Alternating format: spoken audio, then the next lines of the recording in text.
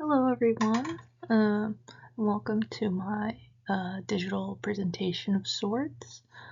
Uh, if you're just finding this through my e-portfolio, a little bit of background, I'm Allison.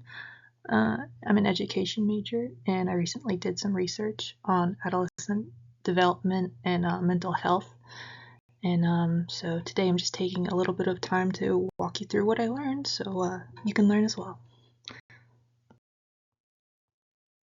Before getting into the bulk of my research, I thought it would help to explain some of the questions and assumptions that guided my research process. On the one hand, I came in with an open mind. I wanted to know more about cognitive development, more about the current generation of adolescents, and more about mental health. But more so than that, I came in with the assumption and the fear that kids these days have it worse than ever, and I wanted to learn about that more specifically. As you can see, it's pretty dismaying. As you can see, in 2023, we saw a 40% depression rate. So I think some of these fears are unfortunately founded, which sort of leads to my thesis. I really want to understand, exactly what those risk factors are and work to try and mitigate them.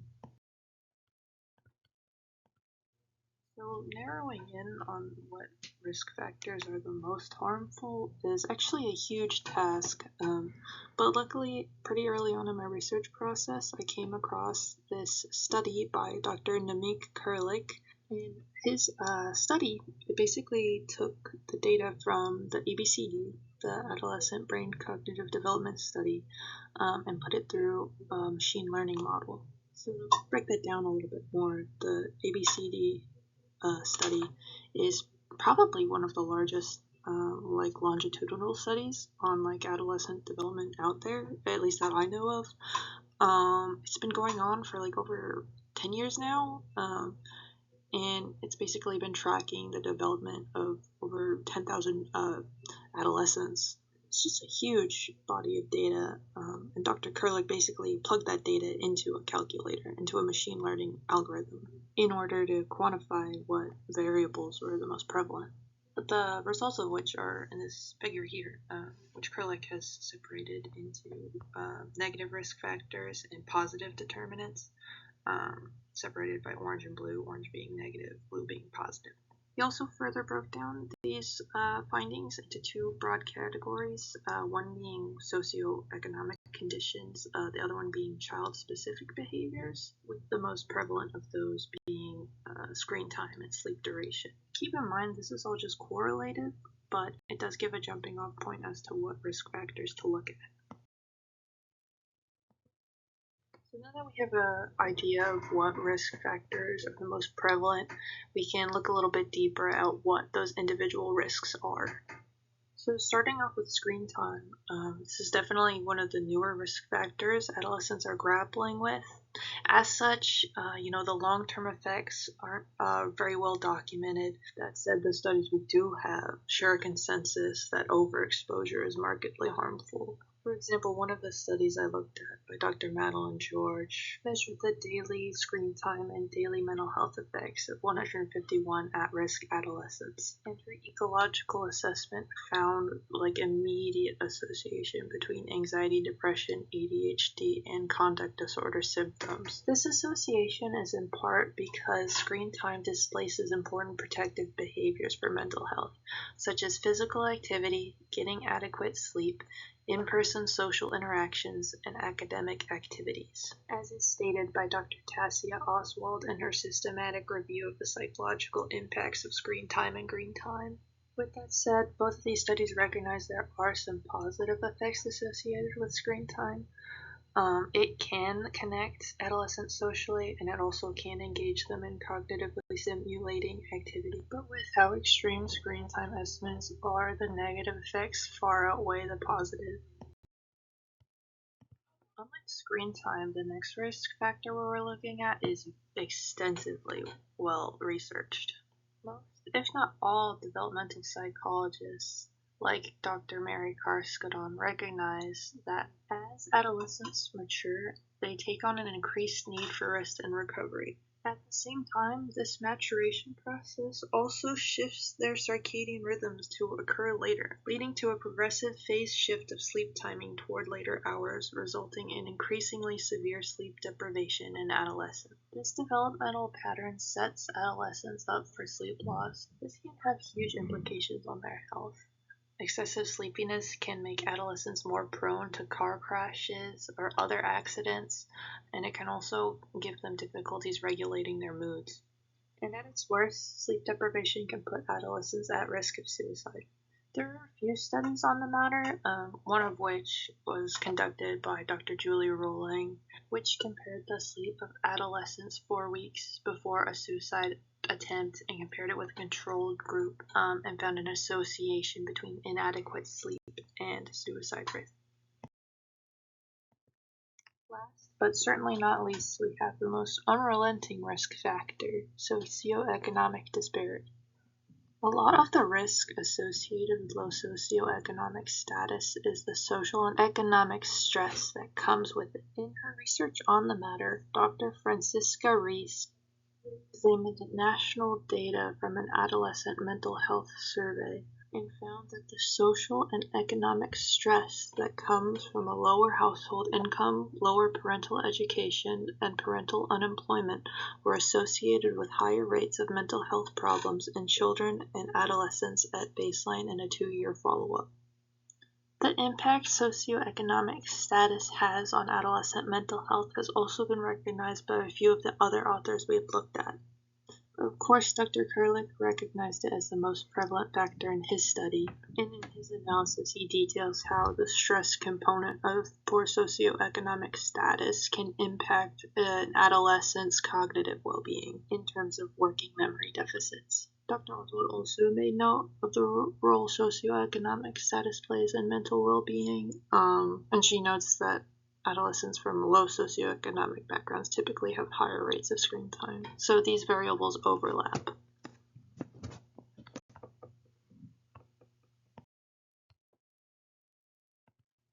With a better understanding of these major risk variables, I focus the next portion of my research on how these risk factors manifest in the school setting. And to varying extents, I did find all of these variables embedded in our school system. Beginning with socioeconomic disparity, unfortunately, many districts within the U.S. are segregated along racial and economic lines. The reality is that many district lines are drawn within spatial limits, so they often reflect the patterns of segregation already embedded in society. Dr. Erica Frankenberger sheds light on this very issue in her report on the matter for the Civil Rights Project, where she found that the share of intensely segregated minority schools has tripled from 5.7% in 1988 to 18.2% in 2016. On top of that, I'd like to share another quote from her article, which is, "The reality in our schools is that segregation by race usually means segregation by concentrated poverty as well. This means that most students of color attend schools which reflect the problems of poverty." This is all bad enough as it is, given that it's segregation along racial and economic lines. But it's also kind of worse because it sort of compounds on itself because schools are in part locally funded. This pattern of segregation leaves students who experience heightened stress factors because of their socioeconomic status in school districts with the least amount of funding to help support them. This pattern can also perpetuate the cycle of poverty through unequal funding and offering unequal opportunities and access to education. Moving right along, we have the issue of sleep loss as exists in our school system. And unfortunately, despite all we know about shifting adolescent sleep patterns, needs, and preferences, our school schedules do not reflect or accommodate those needs at all. This issue was recognized in both Karskadon and Rowling studies we brought up earlier, and the issue is so bad really, it was kind of hard not to mention it then, but for pacing I couldn't. But if I can resume now, I'd like to finish Karskadon's thought and share one more quote. The changing adolescent sleep-wake system exists in the context of a relatively unforgiving educational structure demanding earlier school attendance than is developmentally appropriate for them. This issue is particularly egregious when you consider that the circadian timing system is essentially independent of prior waking and sleep. So adolescents just genuinely can't adjust to these earlier wake times by going to sleep earlier. Because of this biological fact, most professionals recognize school start times as the single greatest determinant on adolescent sleep. The last risk factor we'll be looking at in the context of the school screen time is a bit more nuanced and subdued than the other two issues, but nonetheless, screen device usage does present substantial emotional and cognitive barriers in the classroom. Davidson Mupinga points out some of these barriers in a survey he conducted on school phone policies for the Journal of Technology Studies. One of the most alarming barriers he talks about is this idea of nomophobia, this phenomenon he describes where students are so attached to their devices they have this genuine separation anxiety when faced with school phone policy. This phenomenon creates barriers in the sense that it's hard to enforce and it can create classroom distractions. But the bigger issue here is this codependence and this unhealthy relationship students have with their technology. And in the sort of final analysis of his survey, Mupinga puts it quite well. That educators face a dilemma between embracing the technologies that have so much potential in the classroom and limiting the potential disruptions as well as controlling the behavior of users who seem inseparable from their gadgets.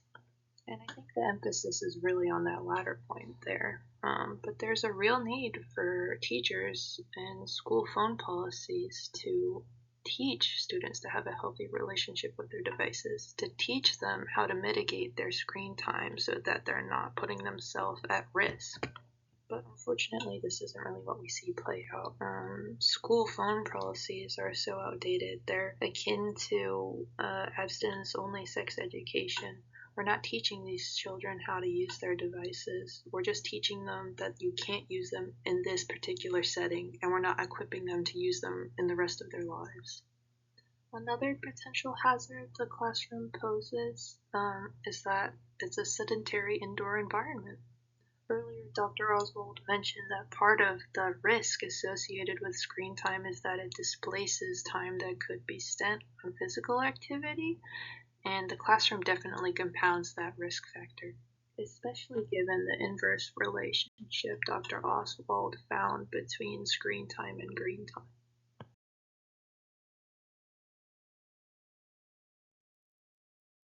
Now that we have an idea of some of the risk factors adolescents face and how they are perpetuated in the school system, we can sort of address dismantling them. Because rather than be a place of risk, the school setting can be a great place for intervention. So that's sort of the final portion of where my research took me. With all that said, here are a few of the ways we can use the school as a site to intervene and not harm the mental health of our students. This is by no means an extensive list, but these were some of the best ideas I found in my research that I wanted to highlight here. But first and foremost, some structural issues need to be changed, such as school start times and school district lines. We'll touch on redistricting a bit later, but in regards to school start times, school districts need to seriously consider the biological needs of their students and consider pushing back school start times. A lot of the articles looked at today obviously recognize the changing needs of adolescents, but don't necessarily propose a new start time to match this. But Dr. Paul Kelly goes that extra mile and recommends a 10 a.m. start time for middle school students. That's in line with the professional consensus on the matter. So that's a good starting point for school districts to consider. The next suggestion is for schools to seriously reform their phone use policies. Given how pervasive screen time is for current adolescents and the need for clear phone use policy that Mumpinga underscored, schools need to develop clear and directed phone policies that teach students proper media hygiene. Another way that schools can help intervene with the mental health crisis students are facing is through implementing community support programs, social emotional learning programs, and suicide prevention programs. Most school districts have at least one school counselor to help offer direct and targeted support to students. But as Stephanie Pappas notes in her article for the American Psychology Association, the mental health crisis facing our youth is widespread, so prevention needs to be broad-based. So just by increasing knowledge about mental health issues to students is a great way to equip them with the skills and resources they need to support themselves and each other, in lieu of professional resources. One final and necessary change we need to do is to circle back to the district line issue. Just like with school start times, this issue is embedded into the way our system functions, so it has to be addressed in sort of a roots up way. But as Frankenberg points out, that is an insurmountable task. And while we can take steps to dismantle it through the education system, it'll take wider support. To quote her directly, segregation can only be countered by information and successful plans involving more than the school districts, including housing, transportation, and other local and regional government agencies and private partners.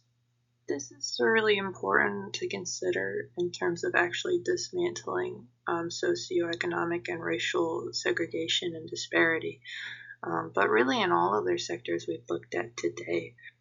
If we want to address the mental health crisis facing our youth, this conversation can't start and stop in the classroom. Effort and support is needed from all sectors of society to take care of the next generation.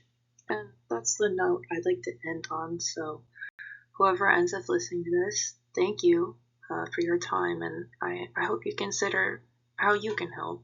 I know I am.